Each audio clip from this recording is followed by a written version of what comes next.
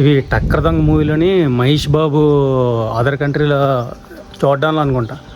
అక్కడ తీసిన shorts same అలాగే ఉన్నాయండి. కేవ్స్ కూడా సూపర్ ఉన్నాయి. చూడండి ఎంత పెద్దగా ఉన్నాయో. చాలా పెద్దది, ఎక్కువ జనరేట్ అవుతుంది అంత పెద్ద కేవ్స్. ఈ గుహల్లో మనిషి రాకముందు జంతువులు ఆశ్రయం పొందినట్టే వేల ఏళ్ల వాతావరణం కూడా ఇక్కడ మట్టిలో రికార్డ్ అయింది.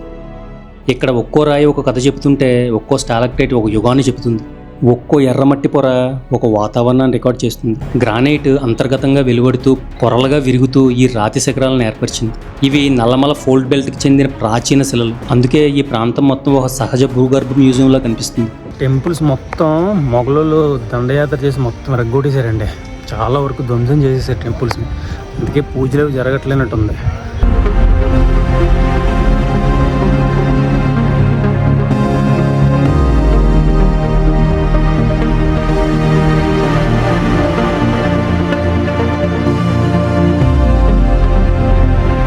హాయ్ ఫ్రెండ్స్, ఈ వీడియోలో మీకు కర్నూలుకి అతి సమీపంలో ఉన్న బిల్లస్వర్గం కేవ్స్ని అయితే చూపించబోతున్నాను. వీడియో లాస్ట్ వరకు చూడండి, చాలా ఇంట్రెస్టింగ్గా ఉంటుంది. బిల్లస్వర్గం గుహలు అనేవి కర్నూలు లైమ్ స్టోన్ బెల్ట్లో ఏర్పడిన అత్యంత పాత కార్ట్స్ లైమ్ స్టోన్ గుహలు. వీటిని భూగర్భ జలాలు లక్షల ఏళ్ల పాటు కరిగించి ఈ అద్భుత ప్రపంచాన్ని సృష్టించాయి. ఇవేనండి బిల్లస్వర్గం కేవ్స్ అంటే. మనం చాలా రీల్స్లోని షార్ట్స్లోని చూస్తున్నాం కదా. ఇవి టక్కర్ దొంగ మూవీలోని మహేష్ బాబు అదర్ కంట్రీలో చూడ్డాను అనుకుంటా. అక్కడ తీసిన షార్ట్స్ సేమ్ అలాగే ఉన్నాయండి. కేవ్స్ కూడా సూపర్ ఉన్నాయి. చూడండి ఎంత పెద్దగా ఉన్నాయో. చాలా పెద్దది, ఎక్కువ జనరేట్ అవుతుంది అంత పెద్ద కేవ్స్. బాబోయ్, కనిపిస్తుందా? శిలా తోరణాల్లో ఫామ్ అయ్యాయి. నాకు తెలిసి ఒకప్పుడు ఇందులోంచి వాటర్ వెళ్ళి ఉంటుంది. అందు గురించే ఇవి ఇంత హోల్స్ కింద పడ్డాయి. ఇగో రాయలసీమ పులిబిడ్డ మీసం తిప్పాలి, మీసం తిప్పుతూ చెప్పాలి. ఇట్లోకి బేస్ చేసుకుని గుహలు ఉన్నాయి లోపలికి. చూడడానికి అట్లా కనిపిస్తుంది కదా, లోపలికి ఉన్నాయి గుహల్లాగా. సన్నటి క్లీవ్ షేప్డ్ అంటారు అన్నమాట. ఇక్కడ స్టాలగ్మైట్స్ ఒక్కో శతాబ్దంలో కొన్ని మిల్లీమీటర్లు మాత్రమే పెరుగుతాయి. అంటే వీటిని చెక్కడానికి ఎన్ని కోట్ల సంవత్సరాలు పట్టాయి అనేది మీరే అర్థం చేసుకోండి. యుగాలుగా కాలాన్ని చెక్కిన రాతి చరిత్రయే మీరు చూస్తున్న ఈ అద్భుత ప్రపంచం. జియోలాజికల్ పరంగా ఇంకా డీటెయిలింగ్లోకి తీసుకెళ్తాను, జాగ్రత్తగా వినండి. ఈ గుహల్లో కనిపించే రెడ్ మార్ల్ డిపాజిట్స్ పూర్వపు జీవుల ఎముకలు, మట్టి పొరలు. ఇవి వేల సంవత్సరాల వాతావరణాన్ని, మనిషి జీవనాన్ని రికార్డ్ చేసిన ప్రకృతి గ్రంథాలు. ఇక్కడ దొరికిన మైక్రోలిథిక్ టూల్స్, గుహ చెక్కు బొమ్మలు 4000 నుంచి 5000 సంవత్సరాల పురాతనతను చూపిస్తాయి. శతాబ్దాల సహస్రాబ్దాల తరబడి ఈ రాళ్ళలో చిన్న చీలికలు, బెడ్డింగ్ ప్లేన్లు, ఫాల్టుల్లోనికి నీరు చొరబడి రాతిని కరిగిస్తూ వచ్చింది. అలా చిన్న రంధ్రం పెద్ద రంధ్రంగా, పెద్ద రంధ్రం పెద్ద మార్గంగా, మార్గం ఛాంబర్గా, ఛాంబర్లన్నీ ఒకదానితో ఒకటి కలిసి ఈ గుహ నగరంగా మారిపోయాయి. నమ్మశక్యం కాకపోయినా ఒక స్టాలక్టైట్ 1 సెంటీమీటర్ పెరగడానికి 100 నుంచి 150 సంవత్సరాలు పడుతుంది. అంటే మీరు చూస్తున్న ఈ రాతి నిర్మాణాలు లక్షల ఏళ్ల కాల చరిత్ర. బిల్లస్వర్గం గుహల్లో ఒక ఆసక్తికర విషయం ఏంటంటే లోపల ఎర్రటి మట్టి సిల్ట్ పొరలు చాలా కనిపిస్తాయి. ఇవి సాధారణ మట్టి కాదండి. వాటి లోపల శాస్త్రవేత్తలు పూర్వ జంతువుల ఎముకలు, చిన్న చిన్న పల్లభాగాలు, మట్టిలో చిక్కుకున్న జీవుల ఆనవాళ్ళు కనుగొన్నారు. ఇవి లేట్ ప్లైస్టోసిన్, హోలోసిన్ యుగాలకు చెందినవని పరిశోధకులు చెప్తారు. జియోలాజికల్ టెర్మినాలజీ చాలా కష్టంగా ఉంటుందండి. ఈ పదాలు మనకు నోరు తిరగవు, అంత కష్టంగా ఉంటాయి జియోలాజికల్ టెర్మినాలజీ.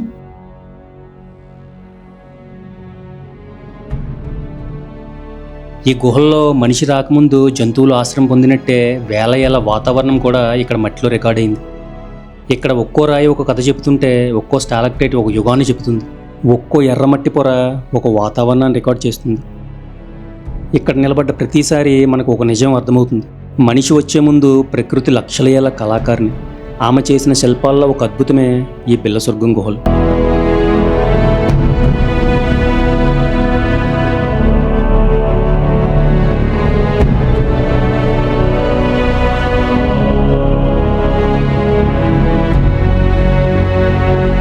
అక్కడికి కొంత దూరంలోనే ఒక అద్భుత ప్రపంచాన్ని చూశాను. మెషిన్లు సైతం ఎత్తలేని రాళ్ళు అన్నీ కలిసి ఒకదాని పక్కన ఒకటి ఎలా ఏర్పడ్డాయో సైంటిఫిక్గా చెప్తాను, జాగ్రత్తగా వినండి. ఈ రాళ్లకు దాదాపు 2000 కోట్ల సంవత్సరాల వయసు ఉంటుంది. ఈ రాళ్ళ ఆకారాలు చూస్తే పూర్తిగా ఒక సహజ రాక్ గార్డెన్లా కనిపిస్తాయి. ఏ ఆర్టిస్ట్ చెక్కలేదు, ప్రకృతి క్రమంగా దశాబ్దాల పాటు చెక్కింది. ఎన్నో సంవత్సరాల క్రితం ఈ ప్రాంతం మొత్తం ఒక ఘనమైన గ్రానైట్ మాస్గా ఉండేది. భూమి లోపల జరిగే తీవ్ర ఉష్ణోగ్రత మార్పులు, వర్షాలు, గాలులు, కెమికల్ వెదరింగ్ వల్ల గ్రానైట్ అంతర్గతంగా వెలువడుతూ పొరలుగా విరుగుతూ ఈ రాతి శిఖరాలను ఏర్పరిచింది. ఇవి నల్లమల ఫోల్డ్ బెల్ట్కి చెందిన ప్రాచీన శిలలు. అందుకే ఈ ప్రాంతం మొత్తం ఒక సహజ భూగర్భ మ్యూజియంలా కనిపిస్తుంది. ఇది జాయింటింగ్ అనే భౌగోళిక ప్రక్రియ వల్ల భూమి లోపల ఉన్న గ్రానైట్ చల్లబడినప్పుడు సూటిగా చీలికలు ఏర్పడతాయి. ఆ చీలికల వెంట నీరు, గాలి తరాలుగా పనిచేసి రాళ్ళని ఇలా వరుసగా బయటపడేలా చేస్తాయి.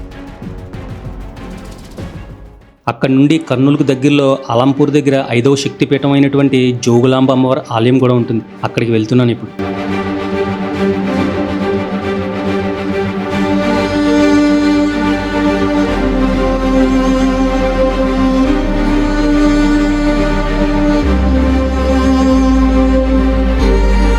ఇక్కడ 9 శివాలయాలు ఉన్నాయి. వీటిని నవబ్రహ్మాలయాలు అంటారు. ఇవి మొత్తం బదామి చాళుక్యుల ఆర్కిటెక్చర్కి జీవం లాంటివి. వీటి గురించి ఓ చెప్పని నిజం ఏమిటంటే, ఈ 9 ఆలయాలు ఆకాశం నుండి చూసినప్పుడు ఒక యంత్రం ఆకారంలో ఉంటాయి. యోగిని శక్తి, శైవ శక్తి కలిపి ఒక గుప్త క్షేత్రం రూపొందించేలా దేవాలయాలు ఉంచారన్నది స్థానిక పండితుల రహస్య నమ్మకం.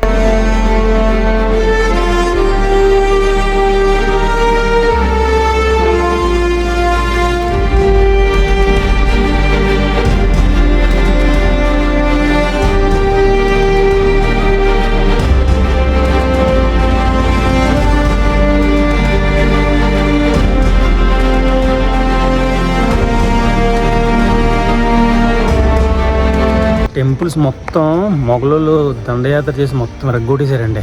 చాలా వరకు ధ్వంసం చేసేసారు టెంపుల్స్ని. అందుకే పూజలు అవి జరగట్లేనట్టుంది. మెయిన్ శక్తిపీఠకు లోపలికి వెళ్ళి చూద్దాం, అక్కడ ఏమైనా పూజలు జరుగుతున్నా లేదో. ప్రస్తుతానికి అయితే లోపలికి ఇంకా ఎంటర్ అవ్వలేదు.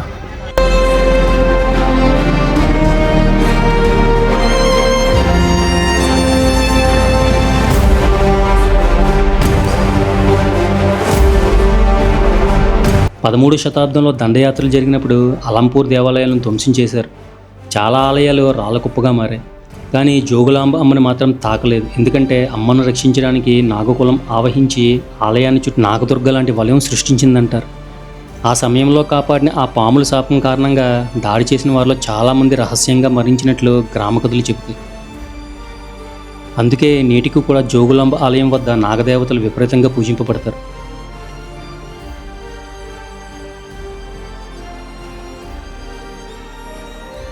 తుంగభద్ర ప్రాజెక్టు వచ్చిన తర్వాత పాత జోగులాంబ ఆలయం వరదల్లో మునిగిపోయే ప్రమాదం వచ్చింది.